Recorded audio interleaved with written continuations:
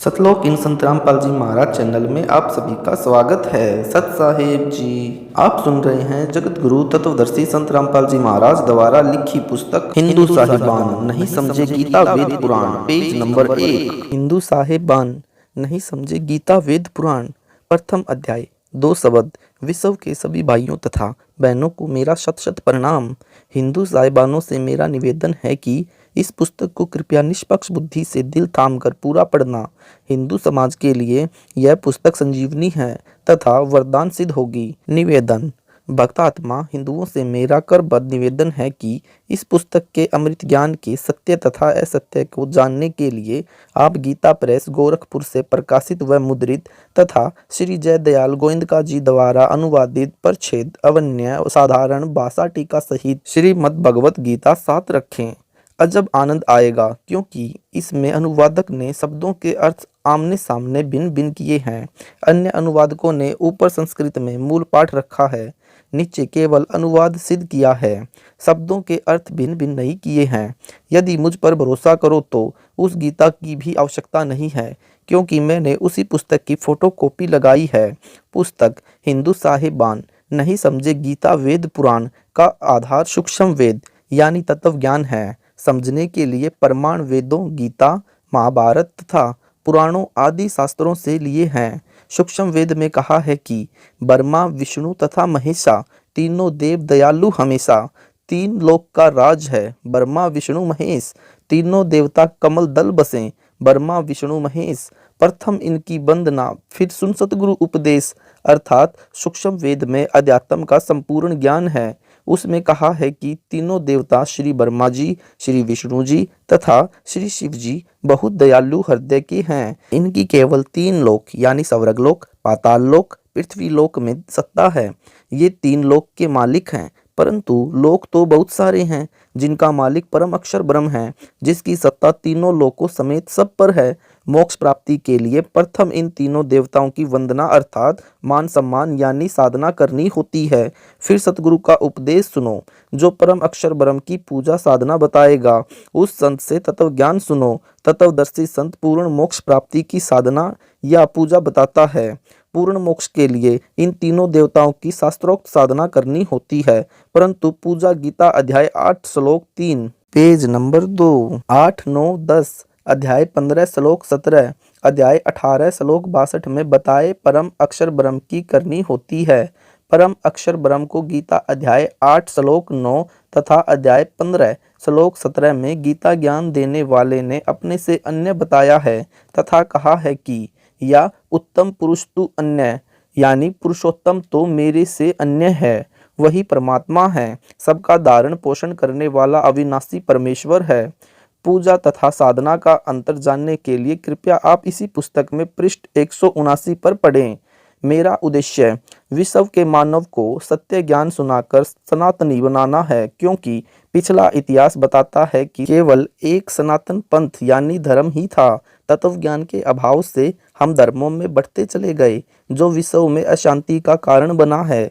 एक दूसरे के जानी दुश्मन बन गए हैं। यह बात विश्व का मानव निर्विरोध मानता है कि सबका मालिक यानी परमात्मा एक ही है, परंतु वह कौन है, कैसा है, यानी साकार है या निराकार है, मानव रूप में या अन्य रूप में, यह प्रश्नवाचक चिन्ह है। अभी तक लगा है। इस पुस्तक में वह प्रश्नवाचक चिन्ह पूर्ण रूप से हटा दिया है। सत्य को ग्रहण करना, असत्य से किनारा करना एक नेक मानव का परम कर्तव्य बनता है। इस पुस्तक में एक शब्द भी चारों वेदों व वेदों के सार रूप श्रीमद् भगवत गीता, पुराणों तथा सूक्ष्म वेद से बाहर नहीं है। सूक्ष्म वेद में बताया है कि विश्व के सभी जीवात्मा परम शांति वाले सनातन परम धाम में उस परमात्मा के पास रहते थे, जिसके विषय में गीता अध्याय 18 श्लोक 62 में कहा है कि हे भारत, तू सर्वभाव से उस परमेश्वर की शरण में जा। उसकी कृपा से ही तू परम शांति को तथा यानी के शाश्वत धाम स्थान सनातन परम धाम यानी सत्यलोक को प्राप्त होगा। उस परमेश्वर का प्रमाण गीता अध्याय 8 श्लोक 1 में अर्जुन ने प्रश्न किया कि आपने गीता अध्याय 7 श्लोक 29 में जो तत्ब्रह्म कहा है वह तत्ब्रह्म क्या है, जिसका उत्तर देते हुए गीता अध्याय 8 श्लोक 3, 8, 9, 10 गीता अध्याय 15 श्लोक 4 तथा 17 आदि में कहा है, जिस लोक में वह तत्परम यानी परम अक्षर ब्रह्म यानी सत्य पुरुष रहता है, उसमें परम शांति है यानी महासुख है। उस सनातन परम धाम में गए साधक फिर लौटकर संसार में नहीं आते। जीवात्मा जब से परम अक्षर ब्रह्म यानी परमेश्वर से बिछड़ी है, यानी उस परम शांति वाले सनातन परम धाम से काल ब्रह्म के दुखालय लोक में आई है, उसी समय से इसको उस सुख का अभाव खल रहा है जो परमात्मा के पास था। उस सुख की खोज में इधर उधर भटक रही है। इस यात्रा में जैसा भी मार्गदर्शक मिला उस पर विश्वास कर लिया, क्योंकि भगत का हृदय नर्म व श्रद्धालु होता है। इस कारण से धर्म बनते चले गए। अधूरे ज्ञान से मानव समाज धर्मों में बढ़ता चला गया। अनेकों पंथ धर्म बन गए। सर्वप्रथम एक आदि सनातन पंथ यानी धर्म था। मानव समाज शास्त्रोक्त साधना करता था। Page number 3। वह सतयुग का समय था। पांचों वेद यानी ऋग्वेद, यजुर्वेद, सामवेद, अथर्ववेद तथा सूक्ष्म वेद शास्त्र थे। 4 वेद ब्रह्मा जी को मिले। उनमें संपूर्ण अध्यात्म ज्ञान नहीं था। परम अक्षर ब्रह्म सतयुग में लीला करने के लिए शिशु रूप धारण करके आए। बड़े होकर सूक्ष्म वेद का प्रचार किया। तब तक उस समय के ऋषियों ने चारों वेदों वाला ज्ञान पढ़ लिया था। सूक्ष्म वेद वाला कुछ ज्ञान चारों वेदों में न होने के कारण उसको गलत माना, इसलिए सूक्ष्म वेद को धीरे धीरे छोड़ दिया। परंतु लगभग 1 लाख वर्ष तक सतयुग में शास्त्रोक्त भक्ति की गई। इसके पश्चात शास्त्र विधि त्याग कर मनमाना आचरण प्रारंभ हो गया। गीता अध्याय 16 श्लोक 23-24 में कहा है कि जो व्यक्ति शास्त्र विधि को त्याग कर अपनी इच्छा से मनमाना आचरण करता है, उसको न सिद्धि प्राप्त होती है, न उसकी गति होती है, न उसे सुख मिलता है। यानी इन 3 वस्तुओं के लिए ही भक्ति की जाती है। यानी संत गरीबदास जी ने सूक्ष्म वेद में कहा है, आदि सनातन पंथ हमारा, जानत नहीं इसे संसारा। छठ दर्शन सब खटपट होई, हमरा पंथ ना पावे कोई। इन पंथों से वह पंथ अलहदा, पंथों बीच सब ज्ञान है बैदा। अर्थात हमारा आदि सनातन पंथ है, जिसको संसार के व्यक्ति नहीं जानते। वह आदि सनातन पंथ सब पंथों से भिन्न है। गीता अध्याय 17 श्लोक 23 में कहा है कि पूरा यानी सृष्टि की आदि में जिस ब्राह्मण यानी सच्चिदानंद घन ब्रह्म की साधना 3 नामों ओम तत् सत वाली की जाती थी, जो 3 विधि से स्मरण किया जाता है, सब ब्राह्मण यानी साधक उसी वेद यानी जिसमें यह 3 नाम का मंत्र लिखा है के आधार से यज्ञ साधना करते थे। विशेष ये 3 नाम मंत्र 4 वेदों में नहीं है। सनातनी पूजा का अंत गीता अध्याय 4 श्लोक 1-2 में स्पष्ट किया है कि हे अर्जुन, यह योग यानी गीता वाला अर्थात चारों वेदों वाला ज्ञान मैंने सूर्य से कहा था। सूर्य ने अपने पुत्र मनु से कहा, मनु ने अपने पुत्र इक्ष्वाकु को कहा। इसके पश्चात यह ज्ञान कुछ राज ऋषियों ने समझा। उसके पश्चात यह ज्ञान नष्ट हो गया यानी लुप्त हो गया। जैन संस्कृति कोश नामक पुस्तक में पृष्ठ 175 से 177 पर कहा है कि तीर्थकर ऋषभ देव की जीवनी घटनाएं। तीर्थकर ऋषभ देव अंतिम कुलकर नाभिराज के पुत्र थे। उनकी माता मरु देवी थी। वे इक्ष्वाकु वंशी नाभिराज अयोध्या के एक लोकप्रिय राजा थे। तरुण होने पर नाभिराज ने ऋषभदेव का विवाह सुनंदा और सुमंगला से कर दिया। सुनंदा ने तेजस्वी पुत्र बाहुबली और पुत्री सुंदरी को जन्म दिया और सुमंगला ने भरत सहित 99 पुत्रों और ब्राह्मी पुत्री को जन्म दिया। समय आने पर ऋषभदेव ने भरत को अयोध्या का, बाहुबली को तक्षशिला का और शेष युवराजों को उनकी योग्यता अनुसार राज्य सौंपकर संसार त्याग पेज नंबर 4 दिया और दीक्षा लेकर साधना में लीन हो गए। साधना काल में पाणिपात्री ऋषभदेव 1 वर्ष तक निराहार रहे। बाद में बाहुबली के पौत्र श्रेयांश कुमार ने इक्षुक रस देकर उनकी इस निराहार वृत्ति को तोड़ा। लगातार 1000 वर्ष तक तपस्या करने वाले मुनि ऋषभदेव ने अंत में केवल ज्ञान प्राप्त किया और धर्म देशना प्रारंभ की। प्रथम धर्म देशना भरत के पुत्र मरीचि को दी, जो बाद में जैन धर्म के 24वें तीर्थकर महावीर वर्धमान बने।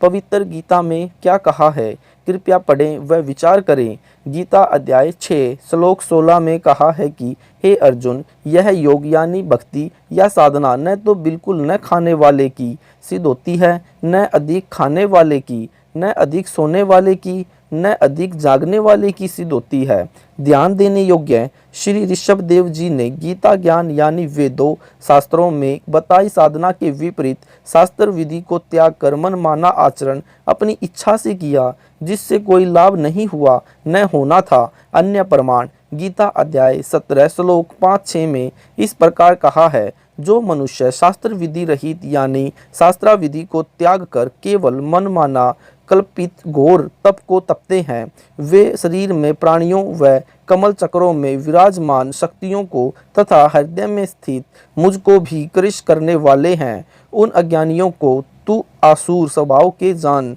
उपरोक्त गीता शास्त्र के उल्लेख से स्पष्ट हो जाता है कि इक्ष्वाकु वंशी नाभिराज तक यानी सतयुग में लगभग 1,00,000 वर्ष तक वेदों यानी गीता वाले ज्ञानानुसार पूजा की जाती थी। उसके पुत्र ऋषभ देव जी ने शास्त्र विधि त्याग कर मनमाना आचरण प्रारंभ हुआ। सनातनी पूजा का अंत हुआ। श्री ऋषभ देव जी की पूजा यानी घोर तप करना वेदोक्त साधना नहीं है, इसलिए ऋषभ देव जी की भक्ति शास्त्र विधि त्याग कर मनमाना आचरण था, जिससे उनका जीवन नष्ट हो गया था, मोक्ष नहीं हुआ। प्रमाण, श्रीमद् भागवत सुधा सागर यानी सुख सागर पुराण में इस प्रकार है, एक समय ऋषभ देव जी मुख में पत्थर का टुकड़ा लेकर नग्न अवस्था में वन में घूम रहे थे। जंगल में आग लग गई। उस दावानल में ऋषभ देव जी जलकर मर गए। यह पौराणिक कथा है। क्या यह गति यानी मुक्ति हो गई? उसी समय से यह शास्त्र विधि त्याग कर मनमाना आचरण सब ऋषि जन करने लगे। प्रमाण के लिए किसी भी पुराण को पढ़ो। लिखा है कि उस ऋषि ने इतने वर्ष घोर तप किया, उसने इतने वर्ष तप किया आदि। फिर वे शास्त्र विधि विरुद्ध साधक ऋषि जन अपना अपना अनुभव जो शास्त्र विरुद्ध साधना से हुआ उसका कथन करने लगे। अन्य ऋषि जन एक दूसरे की सुनकर आगे उन्हीं शास्त्रों के विपरीत ज्ञान को सुनाने लगे, जिनसे 18 पेज नंबर 5 पुराण बन गए। पुराण ऋषियों के अनुभव की देन है, जिनमें सारा का सारा ज्ञान वेदों व गीता के विपरीत है। श्री ब्रह्मा जी, श्री विष्णु जी तथा श्री शंकर जी ने भी घोर तप किया, जो गीता शास्त्र के विपरीत मनमानी साधना है। वर्तमान में सनातन धर्म का नाम वैदिक धर्म तथा हिंदू धर्म भी प्रसिद्ध है। आदि शंकराचार्य जी ने देवी देवताओं की पूजा का विधान बताया और पुराणों के ज्ञान को सनातन धर्म यानी हिंदू धर्म में दृढ़ता के साथ प्रवेश कर दिया। गीता अध्याय 4 श्लोक 1-2 को फिर पढ़ते हैं, जिनमें गीता ज्ञानदाता ने अर्जुन से कहा है कि मैंने इस योग को यानी गीता वाले वेद ज्ञान को यानी क्योंकि श्रीमद् भगवत गीता चारों वेदों का सार है यानी संक्षिप्त रूप है। इस तथ्य को पूरा हिंदू समाज मानता है। सूर्य से कहा था। सूर्य ने अपने पुत्र वैवस्वत यानी मनु से कहा और मनु ने अपने पुत्र इक्ष्वाकु से कहा यानी गीता अध्याय 4 श्लोक 1। हे परंतप अर्जुन, इस प्रकार परंपरा से प्राप्त इस योग को यानी गीता उर्फ वेद ज्ञान को राज ऋषियों ने जाना, किंतु उसके बाद वह योग यानी वेद ज्ञान बहुत समय से इस पृथ्वी लोक में नष्ट हो गया यानी लुप्त हो गया। गीता अध्याय 4 श्लोक 2 यानी ध्यान दें तो श्लोक 2 के मूल पाठ में नष्ट शब्द है, जिसका अर्थ नष्ट हो गया स्टिक अर्थ है। राजा नाभिराज तक सतयुग लगभग 1,00,000 वर्ष व्यतीत हो गया था। गीता का ज्ञान द्वापर के अंत में यानी कलयुग से लगभग 100 वर्ष पहले बोला गया था। गणित की रीति से नाभिराज के बाद यह गीता का ज्ञान 37,87,900 वर्ष बाद बोला गया।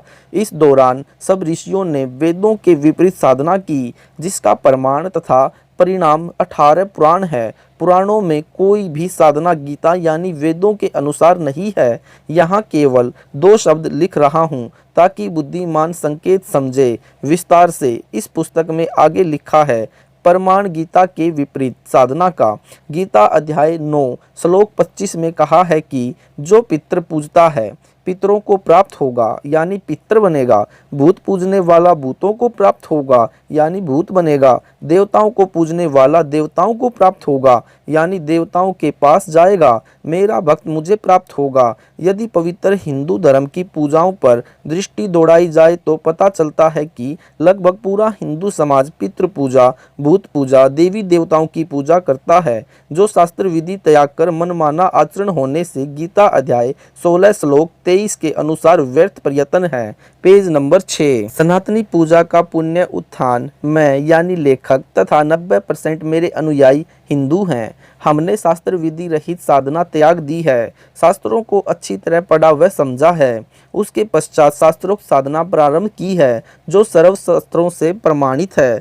वह इस प्रकार है। गीता अध्याय 4 श्लोक 34 को भी पढ़ें, जिसमें कहा है कि उस ज्ञान को यानी सूक्ष्म वेद वाले ज्ञान को तू तत्वदर्शी संतों के पास जाकर प्राप्त कर। विचारणीय विषय यह है कि तत्व ज्ञान गीता में नहीं है। यदि होता तो गीता ज्ञान देने वाला यह नहीं कहता कि तत्व ज्ञान को तत्वदर्शी संतों से जान। तत्वदर्शी संत के अभाव में मानव समाज मनमाना आचरण करके अपना मानव जीवन नष्ट कर रहा है। जब गीता अध्याय 4 श्लोक 34 वाला तत्वदर्शी संत मिल जाता है, वह संपूर्ण अध्यात्म ज्ञान बताता है, जिसको सुनकर समझाकर बुद्धिमान अपनी साधना शास्त्रों के अनुसार करता है, जीवन धन्य कर लेता है, एक धर्म यानी मानव धर्म बन जाता है। संत गरीबदास जी यानी गांव छुड़ानी, जिला झज्जर, हरियाणा, भारत ने अपनी अमृतवाणी में कहा है कि गरीब ऐसा निर्मल नाम है, निर्मल करे शरीर, और ज्ञान मंडलिक है, चकवे ज्ञान कबीर। अर्थात संत गरीबदास जी ने कहा है कि सच्चा नाम ऐसा कारगर है जो आत्मा को निर्मल कर देता है। अध्यात्म ज्ञान शरीर के कष्ट भी दूर करता है। कबीर साहिब का अध्यात्म ज्ञान यानी चकवे चक्रवर्ती है।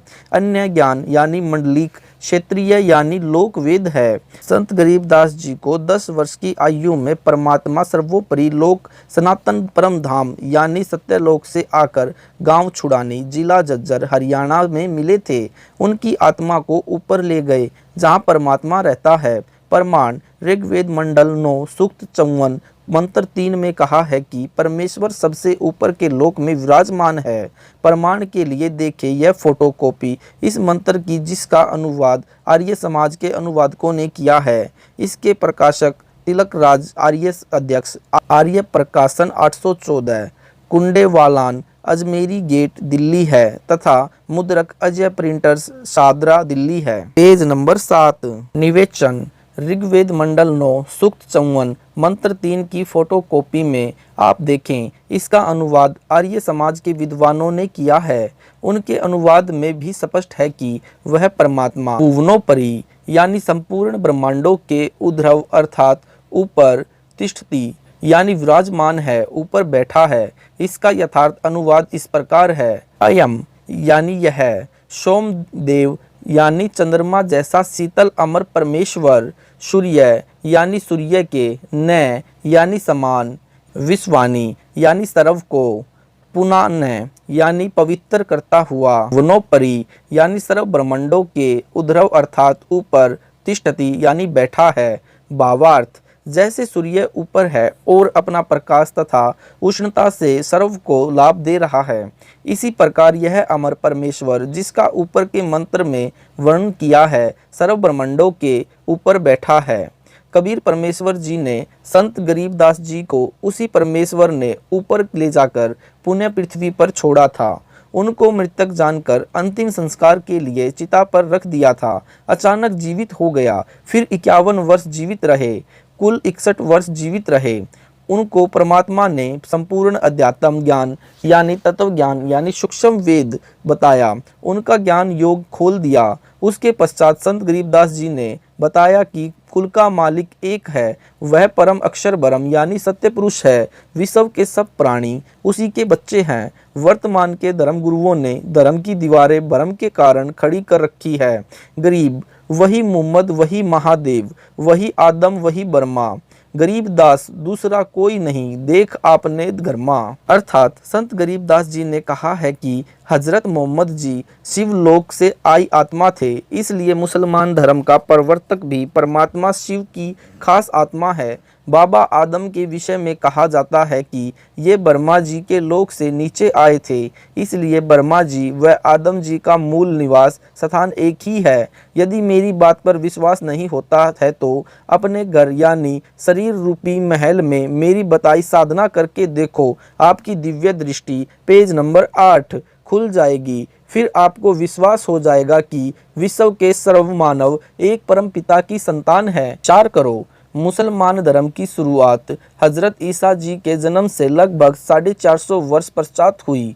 आदि शंकराचार्य जी का जन्म ईसा जी से 508 वर्ष पूर्व हुआ, जिसने सनातन धर्म यानी पंथ को हिंदू नाम भी दिया। मूर्ति पूजा, देवी देवताओं की पूजा पर आधारित किया। सनातन धर्म सतयुग से चला आ रहा है, इसलिए हजरत ईसा जी, हजरत मूसा जी, हजरत आदम जी तथा हजरत मोहम्मद जी के जीव पहले सनातनी थे। इसलिए विश्व के सब प्राणी एक परमात्मा के बच्चे हैं, एक परमेश्वर के अंश हैं। मेरा यानी रामपाल दास का विचार यह है कि जीव हमारी जाति है, मानव धर्म हमारा। हिंदू मुस्लिम सिख ईसाई धर्म नहीं कोई न्यारा। अध्यात्म ज्ञान विज्ञान से सिद्ध करता हूँ कि विश्व के प्राणी एक परमात्मा के बच्चे हैं, जो उस अपने पिता के पास जाने के लिए इच्छुक हैं, उसी के पास जाने के लिए भिन्न भिन्न भक्ति के उपाय कर रहे हैं। अब संत गरीबदास जी की वाणी के आधार से विश्व के मानव की एकता को जानते हैं। संत गरीबदास जी की उपरोक्त वाणी का भावार्थ है कि विश्व के सब मानव यानी स्त्री या पुरुष के शरीर की संरचना एक समान है। प्रत्येक मानव यानी स्त्री या पुरुष के शरीर में कमल दल यानी कमल चक्र बने हैं। मानव शरीर में ही मोक्ष प्राप्त किया जा सकता है। मोक्ष प्राप्ति यानी उस लोक में जाने का एक ही मार्ग है जिसमें परमात्मा यानी परम अक्षर ब्रह्म निवास करता है। वह स्थान वह परम पद है जिसके विषय में गीता अध्याय 15 श्लोक 4 में वर्णन है। कहा है कि तत्व ज्ञान प्राप्त होने के पश्चात परमेश्वर के उस परम पद की खोज करनी चाहिए, जहां जाने के पश्चात साधक फिर लौटकर संसार में कभी नहीं आते। जिस परमेश्वर से संसार रूप वृक्ष की प्रवृत्ति विस्तार को प्राप्त हुई है, यानी जिसने सृष्टि की उत्पत्ति की है, जो सबका धारण पोषण करने वाला है, उसकी भक्ति करो। पेज नंबर 9 प्रमाण के लिए पेश है फोटोकॉपी गीता अध्याय 15 श्लोक 4 की, जिसके अनुवादक श्री जयदयाल गोविंदका जी है। प्रकाशक व मुद्रक गीता प्रेस गोरखपुर है। शरीर में बने कमलों की जानकारी। परम अक्षर ब्रह्म यानी सबके मालिक के परम धाम यानी स्थान में जाने का एक मार्ग है, जो मानव शरीर में बने कमल चक्रों से होकर गुजरता है। अन्य कोई मार्ग नहीं है। ये कमल चक्र मानव शरीर में रीढ़ की हड्डी के साथ साथ अंदर की ओर स्थान स्थान पर बने हैं, जिनकी स्थिति समझने के लिए कृपया मानव चित्र को देखो। पेज नंबर 10 आप देख रहे हैं यह चित्र। इसमें प्रत्येक कमल की स्थिति स्पष्ट की है। प्रत्येक कमल में प्रवेश द्वार है जो बंद रहता है। इस प्रकार की स्थिति प्रत्येक मानव यानी स्त्री या पुरुष के शरीर में है। सब कमल चक्र बंकनाल एक टेढ़ी मेढ़ी नाड़ी से जुड़े हैं। वह पाइप यानी नल की तरह है जिसको बंकनाल कहा जाता है। उसमें कमलों के द्वारों से अन्य कोई प्रवेश द्वार नहीं है। जीवात्मा हृदय कमल में रहता है। जो सत्य भक्ति करता है वह प्रायण काल में यानी संसार से जाने के समय हृदय कमल से मूल कमल में आता है, वहां से ऊपर को चलता है। उसकी सारी जीवन की भक्ति की शक्ति से सब कमल चक्र खुले होते हैं। वह निर्बाध अपने इष्ट धाम में चला जाता है। विशेष जैसे टीवी यानी टेलीविजन में चैनल बने होते हैं, जो कार्यक्रम टीवी पर देखा जाता है वह वास्तव में कहीं अन्य स्थान पर हो रहा होता है, वह चैनल पर दिखाई देता है। इसी प्रकार निम्न देव व परमात्मा अपने अपने लोकों में होते हुए टीवी चैनल की तरह कमलों में दिखाई देते हैं। जैसे सूर्य प्रकाश ऊर्जा यंत्र पर सूर्य का प्रकाश पड़ने से उसमें ऊर्जा संचित होने लगती है। सत साहेब जी, यह वीडियो आपको कैसा लगा हमें कमेंट करके जरूर बताएं। वीडियो को लाइक करें, शेयर करें। अगला पार्ट 2 सुनने के लिए हमारे चैनल को सब्सक्राइब करना न भूलें। सत साहेब जी, मिलते हैं अगली वीडियो पार्ट 2 में।